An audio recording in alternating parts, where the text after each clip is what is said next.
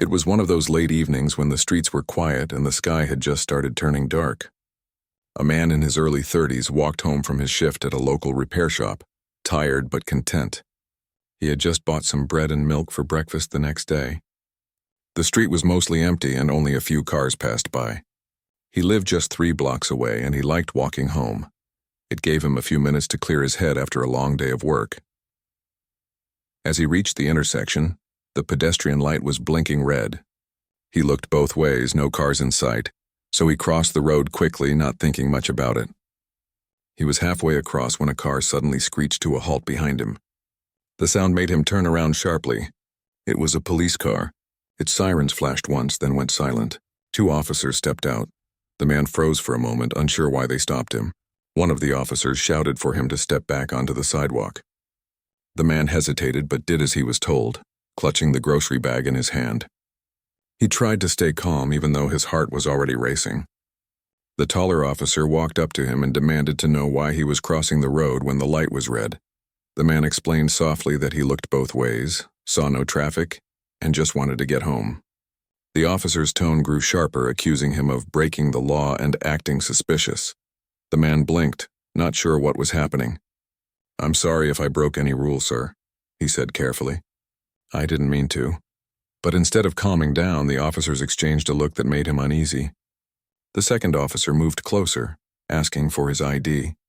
The man reached slowly into his back pocket, holding his wallet so they could see what he was doing. Still, one of them grabbed his arm roughly, telling him not to make any sudden moves. His voice shook as he tried to explain that he was just getting his ID. But his words didn't seem to matter. The taller officer took the wallet from his hand, looked at it for barely a second and said, "You look nervous. You hiding something?" The man shook his head quickly. "No, sir.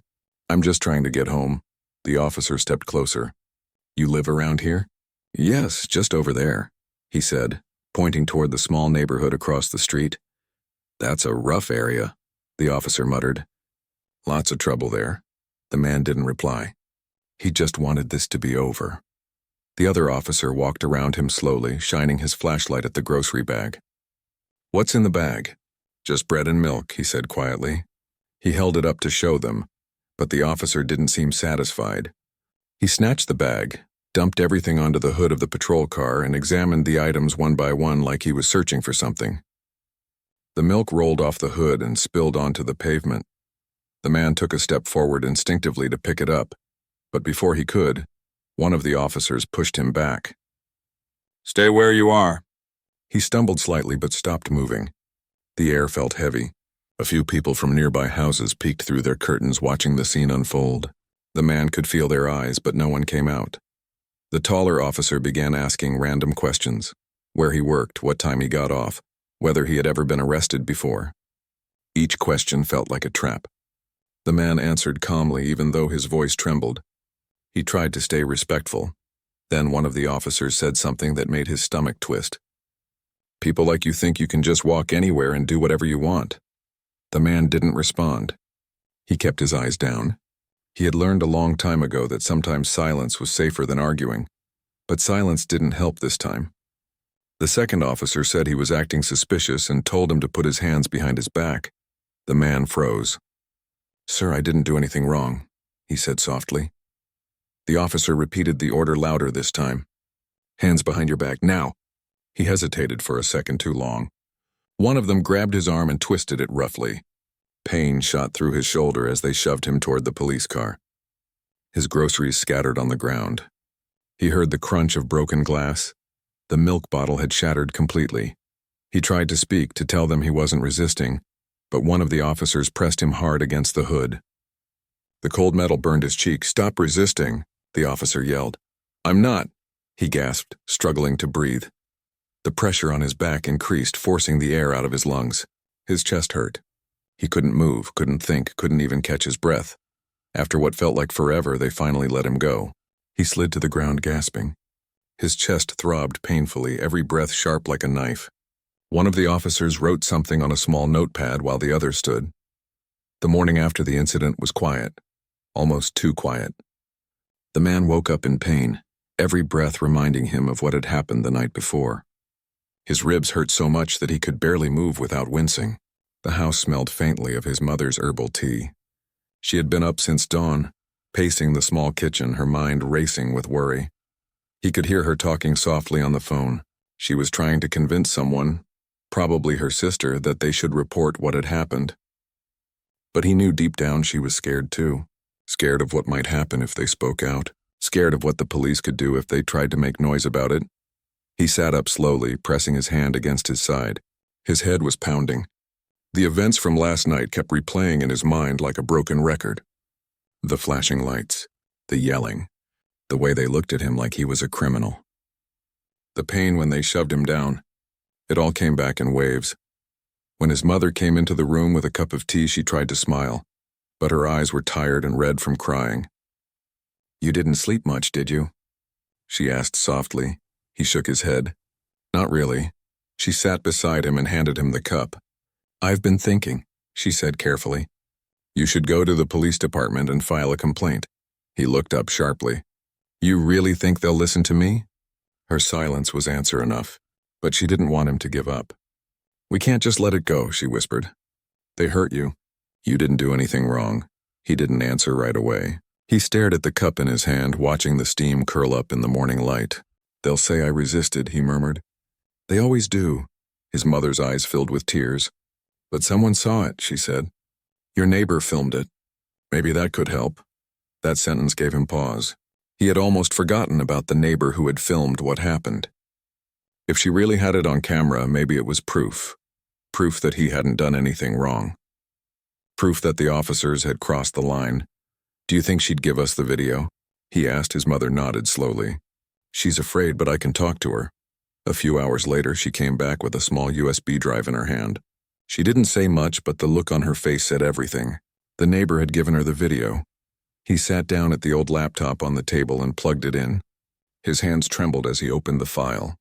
The footage was shaky, taken from a second-floor window across the street, but it was clear enough to see everything. He watched as the two officers stopped him, questioned him, then pushed him to the ground. He could hear his own voice trying to explain, calm and polite. He could see one officer shove him against the car. The sound of his groan when the pressure hit his ribs was loud and painful, even through the low-quality recording. By the time the video ended, his mother had tears streaming down her face. He just sat there silent, his fists clenched tightly. For the first time since the incident, he felt anger. Real anger. It wasn't just sadness or fear anymore, it was fire. "They can't get away with this," he said quietly. His mother nodded. "Then we'll make sure they don't." That afternoon they went to the local news station. It wasn't something they had planned to do, but the pain in his chest and the injustice in his heart wouldn't let him stay quiet. He met with a young journalist who listened carefully as he explained everything that happened. When she saw the video, her expression changed from curiosity to disbelief. "Did you say they arrested you for crossing the street?" she asked. He nodded slowly. She sighed and shook her head. This needs to be seen." The next morning, the story was online. The headline was simple but powerful. "Local man injured by police after jaywalking, stop. Footage raises questions." Within hours, people began to share it. At first, it was just locals, but by the afternoon it had spread beyond the small town. Comments flooded in, some expressing outrage, others disbelief. People wanted answers. The police department released a short statement claiming that the man had resisted arrest and that the officers acted within protocol. But anyone who watched the video knew that wasn't true.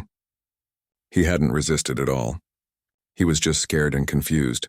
The following week felt different.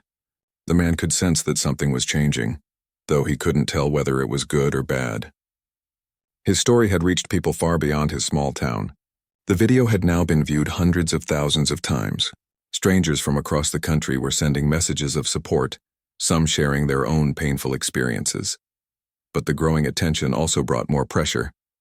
Every day, news vans parked outside his house. Neighbors whispered when he walked by. The police cruisers that used to patrol the area suddenly avoided his street.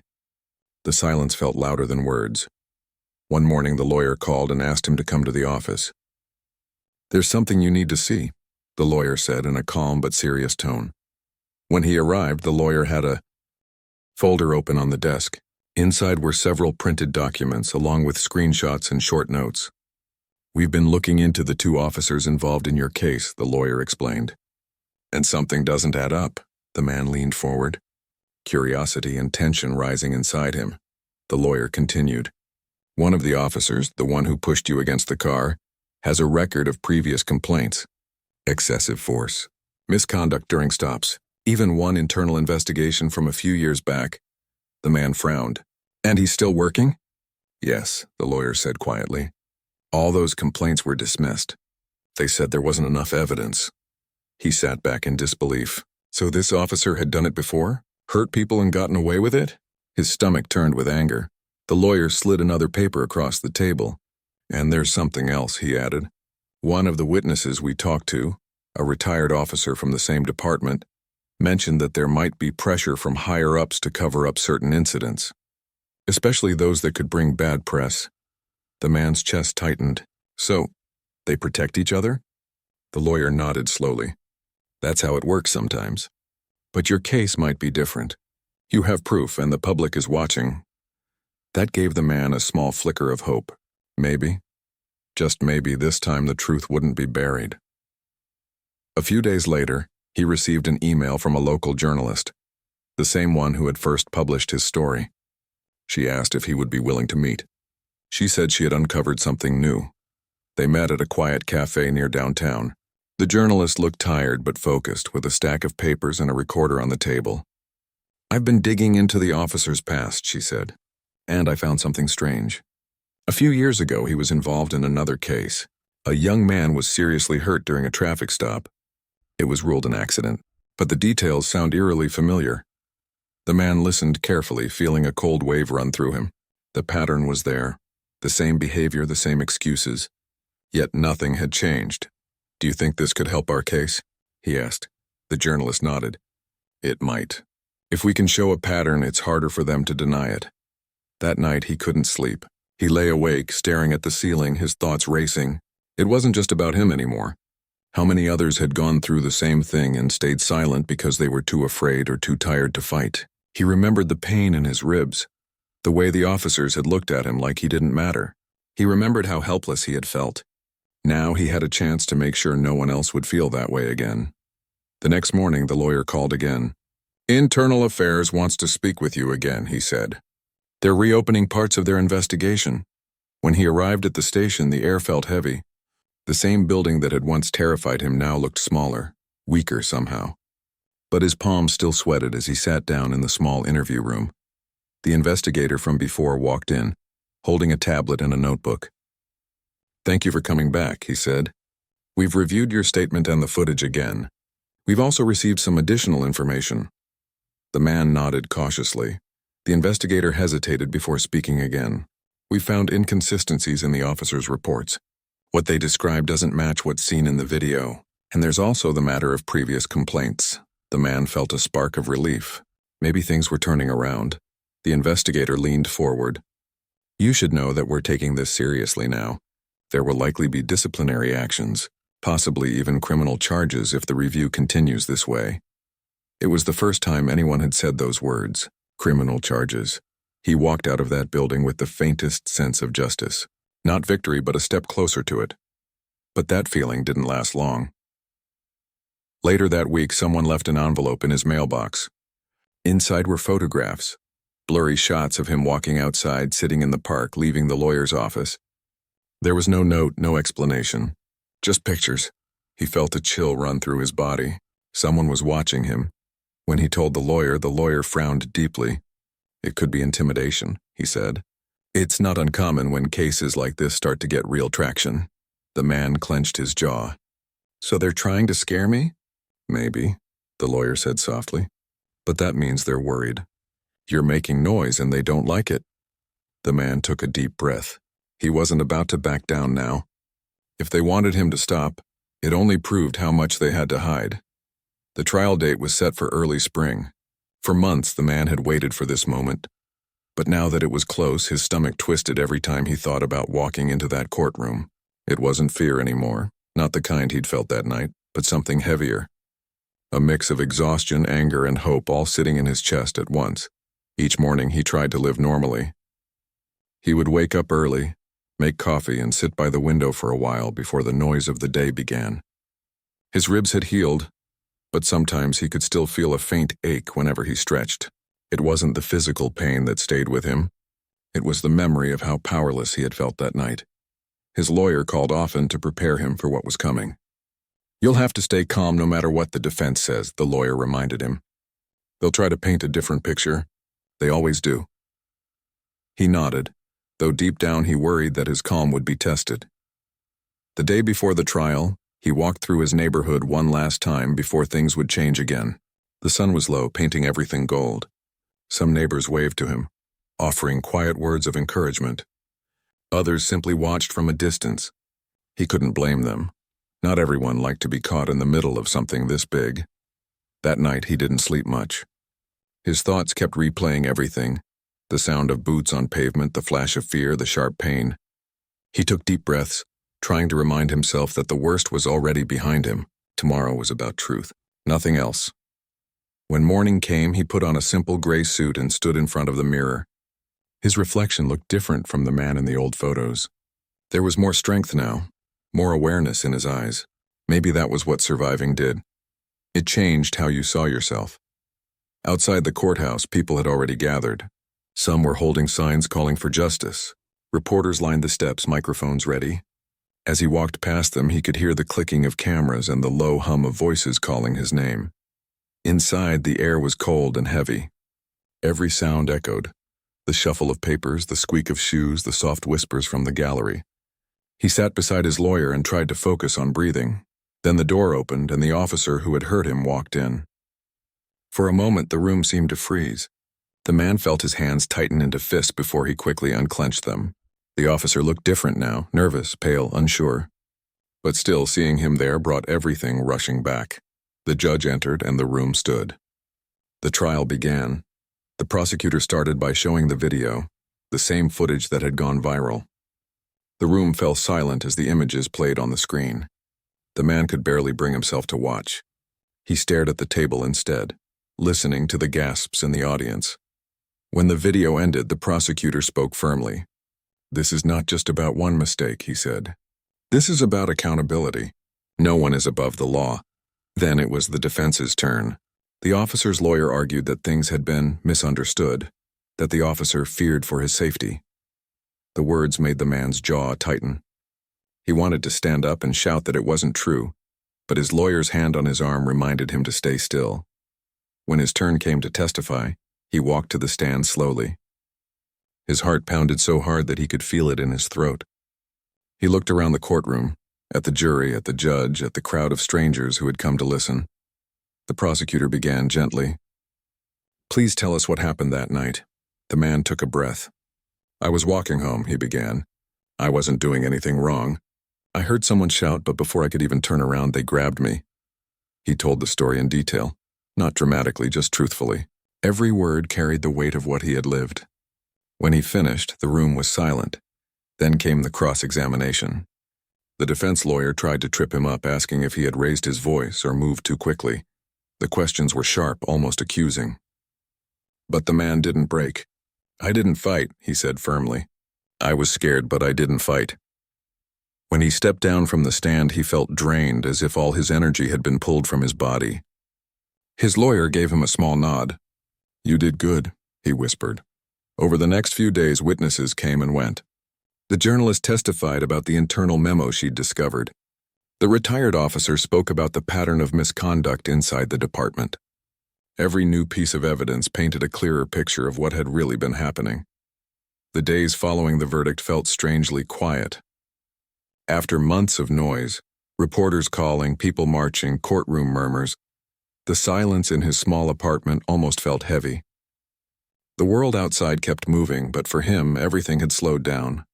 He would wake up before sunrise, make coffee, and just sit by the window watching people walk their dogs or head to work. It felt strange to be free again, not from a cell, but from the weight of fear and waiting. Yet, even with the officer found guilty, something inside him still felt unsettled. It wasn't about revenge. It was about what came next. A few days later, his lawyer called. "You'll be hearing from the city soon," the lawyer said. "They're opening an internal review.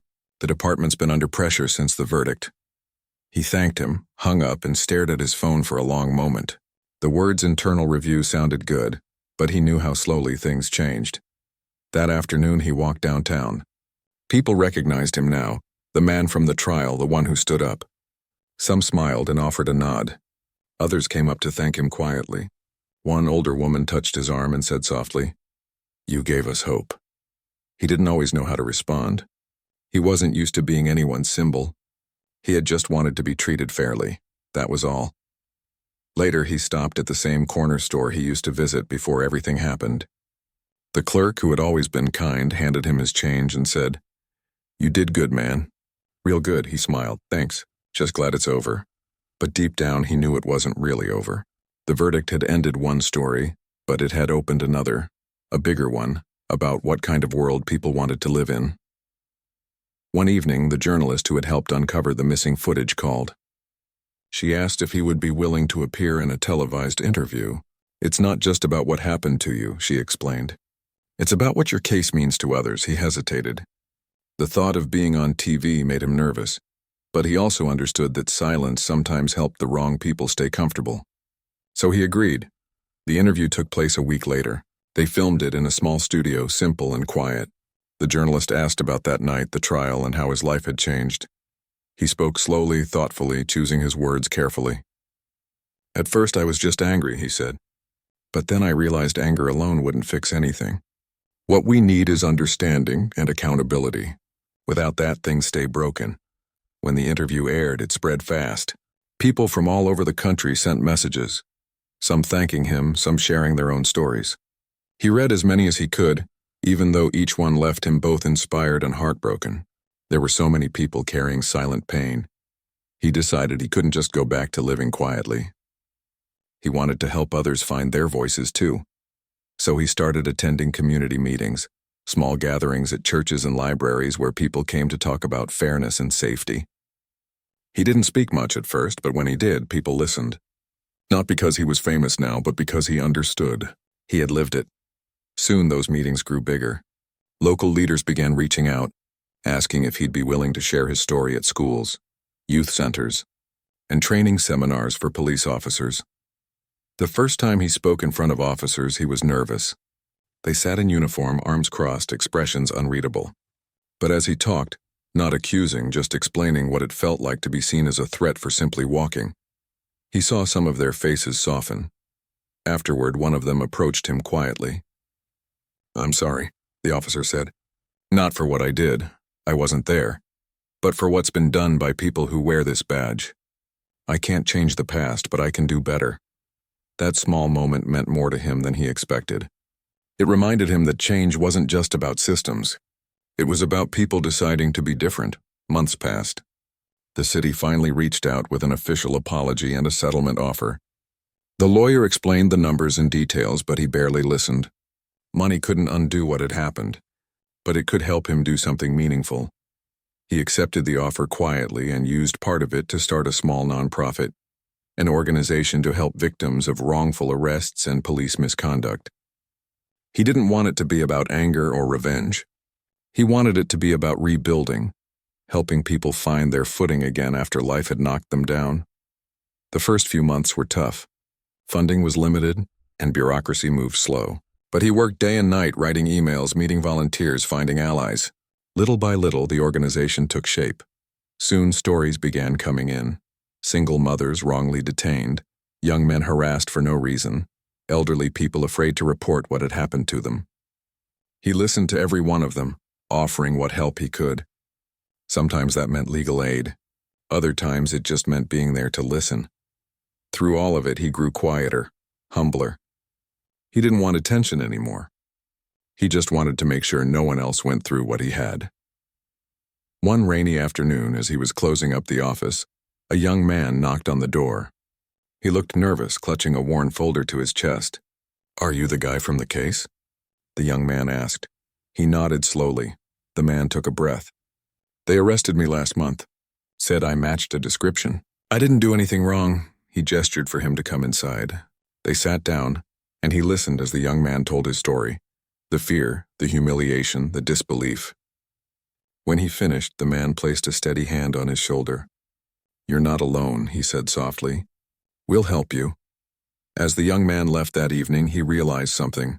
This was what healing looked like. Not forgetting the pain, but turning it into something that helped others heal too. In time, the organization grew stronger. Other cities reached out, asking how they could start similar programs. Even the police department that once denied his truth began sending officers to participate in workshops. Slowly, things began to shift. Not perfectly, but noticeably. One day, his lawyer invited him to a ceremony downtown. It was for community leaders who had made a difference in public justice. He didn't want to go at first, and he didn't see himself as a leader. But his lawyer insisted. When his name was called, he walked up to the stage to quiet applause. The mayor handed him a small plaque. "For courage, compassion, and perseverance," it read. He smiled shyly as the crowd stood to applaud. But what moved him most wasn't the award. It was looking out and seeing people from all sides of the story standing together. Officers, activists, neighbors, journalists. For once they were in the same room, not as enemies but as people. Later that night he walked home under the streetlights. The air was cool, the city alive with soft sounds. Laughter, footsteps, the distant hum of cars. He paused at the same crosswalk where it had all begun months ago. He looked down the street and thought about how far things had come. The bruises had faded long ago, but what remained was something deeper, the strength to keep moving forward. He whispered quietly to himself, "You made it through." In that moment, he didn't feel anger anymore or even sadness, just gratitude for the people who stood by him, for the truth that finally came out, for the chance to start again. The world still wasn't perfect. There were still wrongs being done, still people suffering in silence. But now he knew that even one voice, when steady enough, could make others listen. And maybe that was how real change began, not in loud headlines or viral videos, but in quiet, steady acts of courage. Weeks later, he received a letter from the young man he'd helped earlier. It said the charges were dropped. "I just wanted to say thank you. You made me believe in justice again." He smiled, folded the letter neatly, and tucked it into his desk drawer beside all the others he'd received. Each one was a reminder that out of pain, something good had grown. That evening, as the sun dipped low and the sky turned orange, he stood outside his office, watching children play on the sidewalk. Their laughter carried through the air, bright and free. For the first time in a long while, he felt completely at peace. Not because everything had been fixed, but because he knew he had done his part. He looked up at the sky and took a deep breath. "Maybe that's enough," he whispered, and in that quiet, golden moment it was. Outside the courthouse, the crowd grew larger each day. People brought flowers, candles, and posters. Someone even set up a speaker playing soft music, turning the space into something like a vigil for truth. At night, when the man went home, he would watch the news coverage quietly. Sometimes he wished it would all go away, that he could have his old simple life back.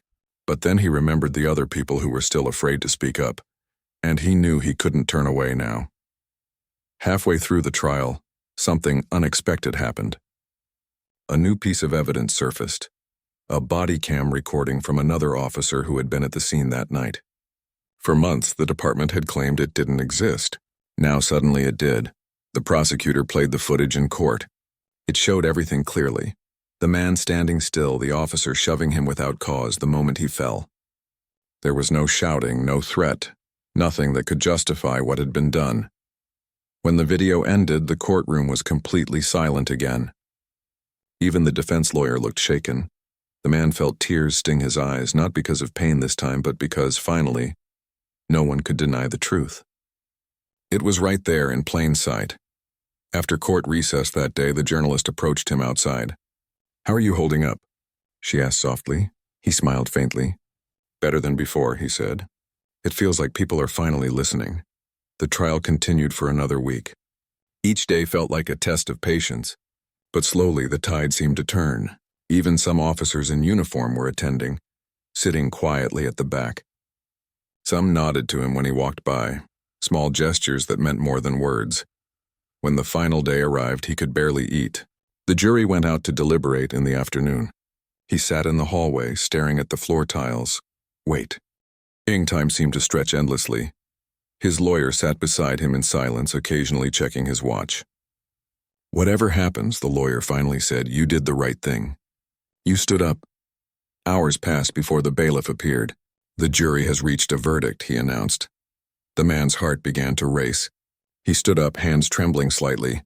As they walked back into the courtroom, the crowd fell silent again. The judge asked everyone to rise. The jury filed in, their faces unreadable. When the foreperson stood and spoke, the words echoed through the room. We find the defendant guilty on all charges. For a moment, the man couldn't move. He just stared ahead, trying to process what he had heard. Around him, murmurs filled the courtroom, some in shock, others in relief. The officer lowered his head, eyes fixed on the floor. The man didn't feel triumph or revenge, just an overwhelming wave of emotion. Sadness, relief, and something like peace. After the judge dismissed everyone, people began clapping softly. His lawyer turned to him with tears in his eyes. You did it, he whispered. Outside, the crowd erupted into cheers. Cameras flashed, but the man hardly noticed. He stood on the courthouse steps looking up at the sky.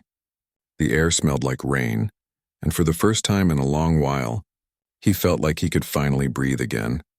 Reporters tried to push microphones toward him, asking for statements, but he just said quietly, "This isn't about me. It's about justice. It's about doing what's right." That night he went home and sat in silence. The news replayed the verdict over and over, showing the moment he walked out of the courthouse. Messages flooded his phone. Congratulations, support, gratitude. But the message that touched him most came from someone he didn't know. It read, "Because of you, my brother finally told his story too. Thank you." He sat there for a long time, reading those words again and again. Maybe that was the real victory. Not just the verdict, but the courage it had sparked in others. Still, he knew it wasn't over. There were still people out there who would never believe him, who would twist the story to fit their own views. But he also knew he didn't need everyone's approval. The truth was enough. He looked out the window at the quiet street. The same street where he had once walked alone, where his life had changed forever. Now it felt different, not safer exactly, but somehow lighter. He smiled faintly and whispered to himself, it was worth it, because in the end, he hadn't just fought for himself. He had fought for something bigger, for fairness, for truth, and for every person who had ever been told that their voice didn't matter. And now, the world had finally listened. A few days later, the journalist called again. "You're not going to believe this," she said. "I just got a leak from someone inside the department." She met him again at the cafe and showed him a document. It was an internal memo marked confidential. It described the department's strategy to handle media scrutiny, including talking points to defend the officers and ways to discredit his character if needed. He read the words slowly, anger building with every sentence. "They really think they can twist everything," he said quietly. "They're trying," she replied. "But the truth is stronger when you have proof, and you have it." By now, the story had gone national. Large news outlets began covering it. Public pressure grew. The mayor announced that an independent review would be conducted. Supporters started gathering outside the city hall, holding signs calling for justice. Some of them had his picture printed on posters, though that made him uncomfortable. He didn't want to be a symbol. He just wanted fairness. Still, seeing people care filled him with something he hadn't felt in a long time. Hope. Then, one morning, his lawyer called with big news. "The prosecutor has officially opened a case," he said. "The officer will be facing charges for assault and misconduct." The man froze. For a moment, he didn't even know what to say. "So, this is really happening?" "Yes," the lawyer replied. "It's going to take time, but it's happening." He hung up the phone and just sat there in silence. The sunlight poured through the window, warming the room, but his chest felt heavy. He thought of all the nights he'd spent in pain, all the fear, all the doubt, and now, finally, something real was happening. His mother walked in and saw the look on his face. "What happened?" she asked. He smiled faintly. "They're charging him," he said, her eyes widened. Then she covered her mouth, tears spilling down her cheeks. "Thank God," she whispered. "Thank God." For the first time since that night, they hugged without fear hanging between them. But even as the news spread, not everyone was happy about it. Online comments became more divided. Some called him brave. Others called him a liar. A few local residents even said the officers were just doing their job. He learned quickly that justice wasn't simple. It was messy and loud and slow. But he also realized that telling the truth was the only way to move forward, not just for himself, but for anyone who had been silenced.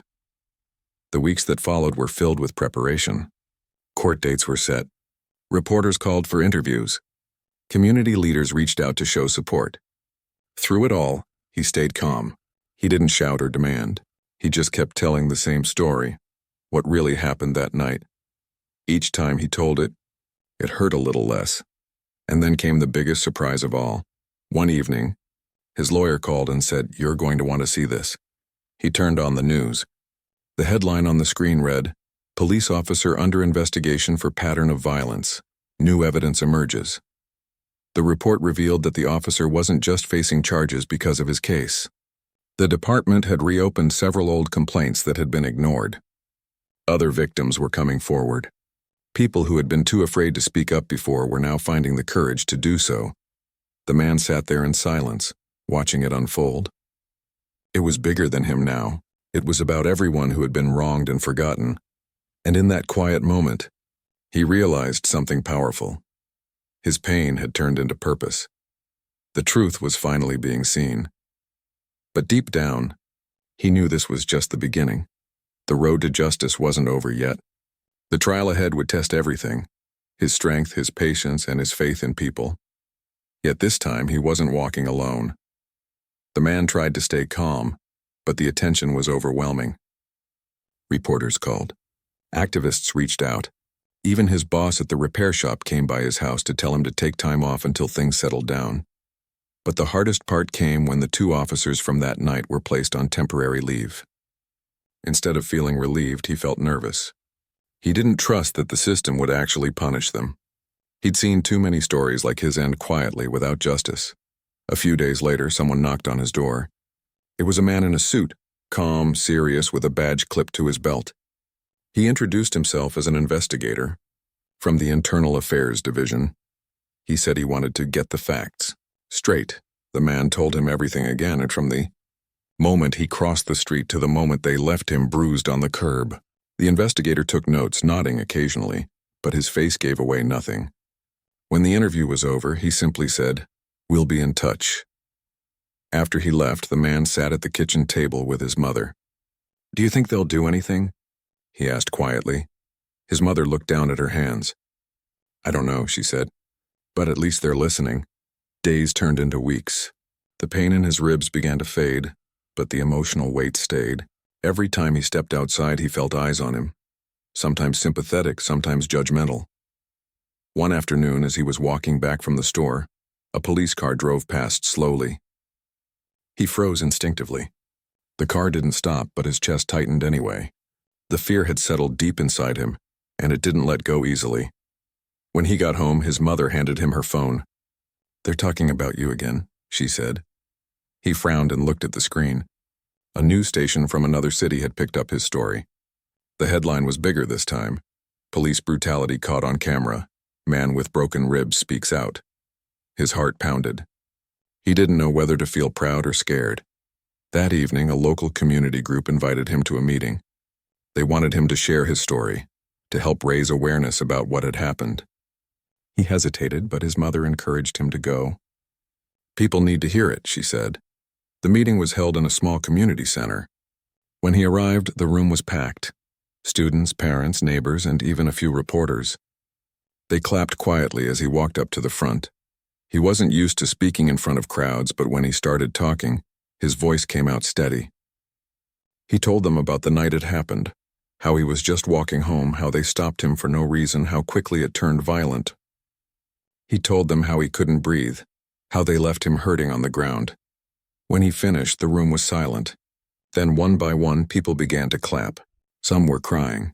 Others nodded with quiet anger. He realized in that moment that his pain wasn't just his own anymore. It belonged to everyone who had ever been treated unfairly and silenced. After the meeting, A young man approached him and introduced himself as a law student. He said he wanted to help, to connect him with a lawyer who specialized in civil rights cases. That night, for the first time in weeks, the man slept deeply. His body still ached, but his heart felt lighter. Maybe justice wasn't impossible after all. The next few days were busy. He met with the lawyer, who assured him that he had a strong case. The footage was clear, and the hospital records proved his injuries. The lawyer explained that this wasn't just about him, it was about accountability. But the man didn't want revenge. He just wanted change. He wanted those officers to understand what they had done. Still, he knew it wouldn't be easy. The police department wasn't going to admit fault so easily. The lawyer warned him that they might try to twist the story, dig into his past, find something, anything, to discredit him. And that's exactly what they tried to do. A few days later, another headline appeared online. Police sources claim man has history of confrontations. It wasn't true. He had never been arrested, never even been in trouble before. But rumors spread fast. Some people believed him, others didn't. He could feel the pressure building, but he refused to back down. Every time he looked at the scar on his wrist, he remembered the promise he had made to himself, that they couldn't get away with it again. He didn't know that. The next step in his fight would uncover something much deeper, a truth about one of the officers that no one saw coming. The truth that would change everything. Nearby, arms crossed. They didn't offer to help him up. They didn't pick up his spilled groceries. They didn't even look sorry. Next time, one of them said, "Follow the rules." Then they got back into their car and drove off, the sound of their tires fading into the night. For a few seconds, the man just sat there on the curb holding his ribs and trying not to cry. He was shaking, not from anger, but from shock. He looked around. The street was quiet again. The neighbors who had peeked out earlier were gone. It was like nothing had happened. He slowly gathered his groceries, though most were ruined. His body ached as he stood up. Every step toward home felt heavier than the last. He tried to take deep breaths, but the pain in his ribs made it impossible. When he finally reached his small apartment, his mother was still awake. She saw his face, his torn shirt, and the bruises already forming along his arms. Her heart sank. She asked what happened, and he tried to smile it off, saying he just fell. But she could tell by his eyes that something terrible had happened. She helped him sit down and pressed a damp cloth against his bruised cheek. When he took off his jacket, she gasped at the dark marks spreading across his ribs. "We're going to the hospital," she said firmly. He wanted to refuse. He didn't want any more attention, any more questions. But the pain was too much to bear. At the hospital, the doctors ran some scans. The results made his mother cover her mouth in shock, 2 broken ribs and a hairline fracture in his wrist. The doctor asked what happened. The man hesitated, looking at his mother. He didn't want to say it out loud. But she spoke up. "The police did this," she said quietly. The doctor looked uncomfortable but didn't respond. He just wrote something down in the file. When they got home, his mother insisted they report it. But he wasn't sure. "Who would believe me?" he asked softly. "They'll just say I fought back." She didn't argue, but the sadness in her eyes said everything. Later that night, as he lay in bed, the pain in his ribs kept him awake. Every breath reminded him of what happened. He replayed the moment in his head. The flashing lights, the shouting, the way the officers looked at him like he was already guilty. He couldn't understand it. He had done nothing wrong. He just wanted to go home. The next morning, his mother's friend came by after hearing what happened. She mentioned that a neighbor down the street had filmed part of it from her window. That made him sit up despite the pain. "Someone filmed it?" he asked. The friend nodded. "Yes, she said she saw everything. She's scared to post it, though." For the first time since that night, he felt a small spark of hope. Maybe someone had seen the truth. Maybe this time people would actually care. He didn't know yet that this video would change everything. He didn't know that soon. His story would spread far beyond their small town. But as he sat there, holding his side and staring out the window at the quiet street, he whispered a small promise to himself. "They can't do this to me again," he said. "Not to me, not to anyone." That night had taken away his peace, his trust, and part of his health. But it had also awakened something inside him. He didn't know it yet. But this was only the beginning.